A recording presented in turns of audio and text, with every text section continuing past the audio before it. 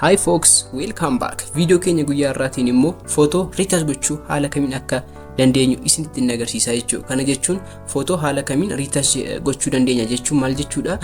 Footoo dogoggora yookaan immoo wantoota garaagaraa ofirratti qabu haala kamiin sirreessuu dandeenya isa jedhu waliin ilaallaa jechuudha. Like suurawwan akkasii jechuudha.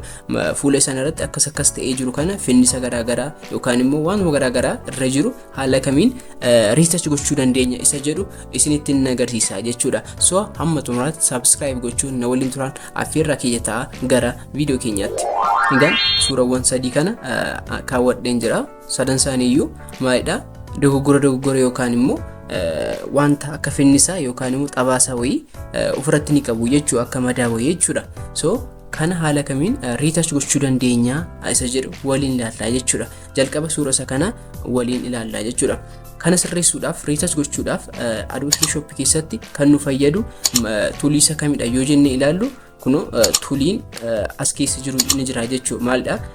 Pass tool, healing brush tool, spot healing brush tool. Warreen kun sadan isaanii suura finnisa qaban yookaan madaa garaagaraa qaban fi warreen rakkina garaagaraa qaban sirreessuuf kan nu fayyadanidha jechuudha. Retouch gochuudhaaf jechuudha. So pass tool irraa kana jechuudha. Pass tool jechuun maalidha? Hojiinsaa faayidaansaa inni jedhamu rakkoo iddoo jiru fakkeenyaaf naannoo kana rakkoon jira yoo ta'e naannoo kana rakkoo kana fuunee iddoo fayyaarra kaa'u jechuudha. Yeroo kana maalidha? Rakkoon kun haqee fayyaarra gaafa taa'u ni badaa jechuudha. Fakkeenya like akkas jechuudha. Amma walumaan hojjechaa practice gochaa waliin ilaallaa jechuudha. Amma haala kanaan akkas erga goonee booda maal goona? Kana fuuneeti iddoo fayyaarra keenya jechuudha. Haala kanaan amma naaf balleessee jira jechuudha. Haala akkasiitiin jechuudha. So suurawwan akkasii haala kanaan sirreessuun hin danda'ama jechuudha.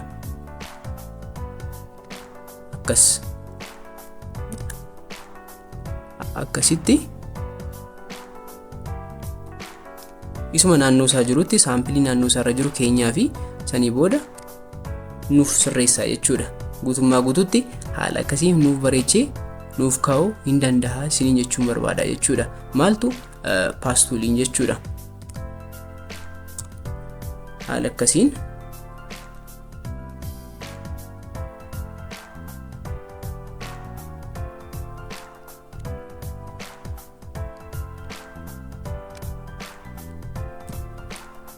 akkasiin nuuf kaa'a jechuudha.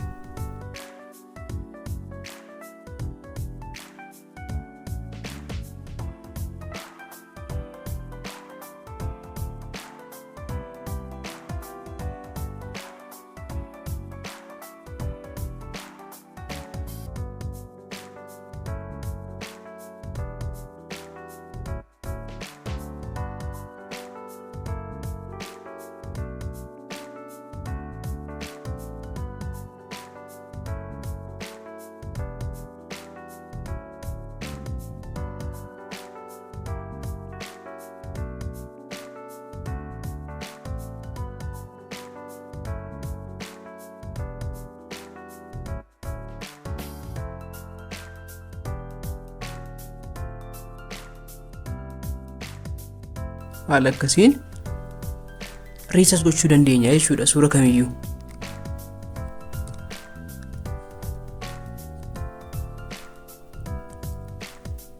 Haala kanaan suura kana sirreessuu dandeenyeerra jechuudha. Maaliin? Pass tooliitiin jechuudha.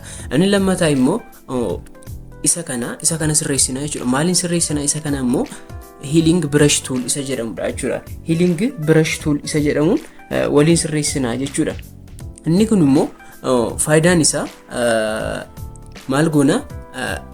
Iddoo rakkinni jiru bukkee maal faan fudhannaa saampilii fuunee rakkina sanarra keenya jechuudha. Like amma addana kana rakkinni jira miidha finnisni wayii xabaasaa wayii yookaan immoo madaa wayii ni jira.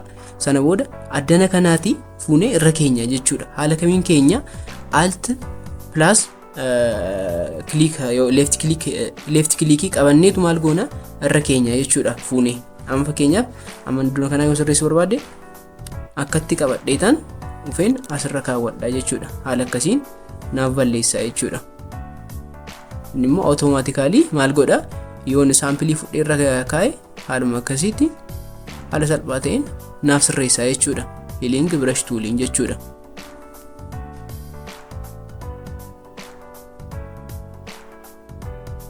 Amma haala kanaan bukee isaatii fudheen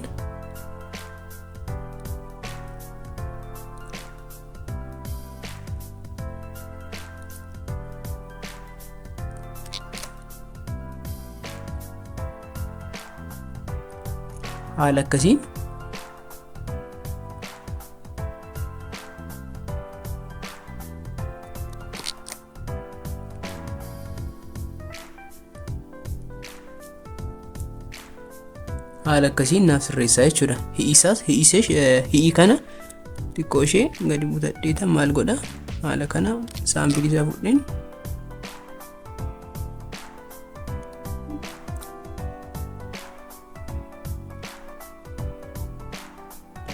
haala akkasiin sirreessuu nan danda'a jechuudha. Amma maal godheen jira healing brush tool fayyadamuudhaan retouch godheen jira jechuudha suura kana. So haala salphaatiin akkanatti suura retouch gochuu dandeenya jechuudha. Finnisas yoo ta'e madaa garaagaraa yoo ta'e haala akkasiitiin balleessuu yookaan retouch gochuu ni dandeenya jechuudha. Inni sadaffaa immoo maal gochuudha spot healing brush tool isa jedhamu waliin ilaallaa jechuudha. Inni immoo fakkeenyaaf kunooti achuma keessa maal goona spot healing brush tool inni immoo maal goona automatically idduma rakkinarra once click gaafa goone nu sirreessaa jechuudha. Amma fakkeenyaaf iddoo kana rakkinni jira jechuudha. Akka finnisa wayii yookaan madaa wayii jechuu hin dandeenya. Warreen kan haala kamiin sirreessina aluma takka once click yoo goone automatically maal godha retouch nuuf godha jechuudha. Nuuf sirreessaa jechuudha. Like akkas jechuudha. Amma haala kanaan naaf sirreessaa jechuudha. Amma once click gaafa godhu haala akkasiin naaf sirreessaa jechuudha.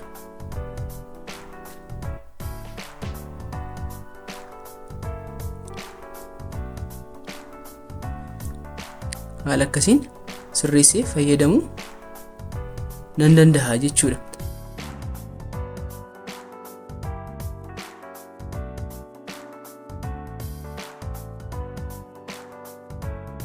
Automatically gaafamatti hojiin isaa jechuudha. Inni kun kan inni takka amashee iddoo rakkinni jirurra once click gaafa goonu yaa nuuf sirreessaa jechuudha. Retouch nuuf godha jechuudha. Egaan haala salphaatiin maal gochuu hin dandeenya jechuudha. Adobe Photoshop irratti pass toolii, healing brush toolii fi spot healing brush toolii fayyadamuudhaan haala salphaan footoo fuula isaa irratti wantoota garaagaraa baafatiiru. Finnisas haa ta'u, madaa garaagaraa haa ta'u yookaan immoo baay'ee turuurraa kan ka'e fuula isaa irratti waan tokko yoo bahee jiraate haala kanaan warreen kana tuulota kana fayyadamuudhaan sirreessuu hin dandeenya jechuudha. Egaan viidiyoon keenya guyyaa irraa kanuma fakkaata. Guyyaa gara biraa viidiyoo gara biraan haga walitti deemnutti nagaan nuuf tura.